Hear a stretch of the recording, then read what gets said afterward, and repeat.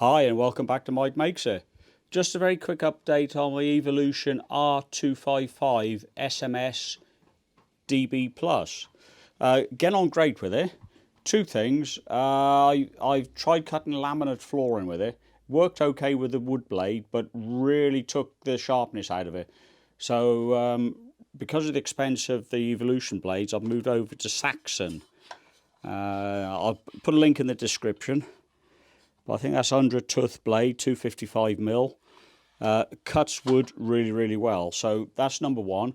Number two, these are the sort of things I've been cutting in there. 200 by 100mm oak sleepers.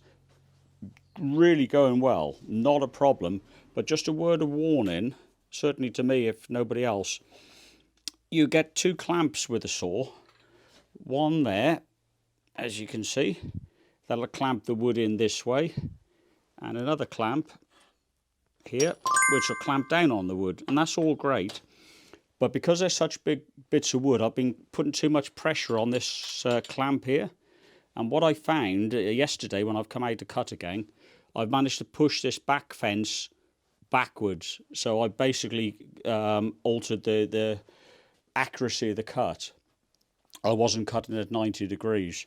So do be aware of that. If you've got big bits of wood you're clamping in here, don't turn this too tight, because this back upstand fence, whatever you wish to call it, is only secured onto the saw by four screws, 4 bolts, and there's no other method of securing it very securely. We go around the back here.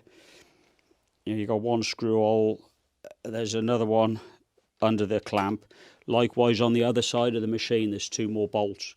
So whilst those bolts hold the back fence down, there's nothing to stop you pushing this backwards if you put too much force on this clamp. So yeah, I've learned to my cost, no big problems. I've reset it, dead easy to do. We're back cutting 90-degree cuts, so that's all good. But yeah, I just thought I'd bring that to your attention. But hey, 2-minute video, thanks for watching.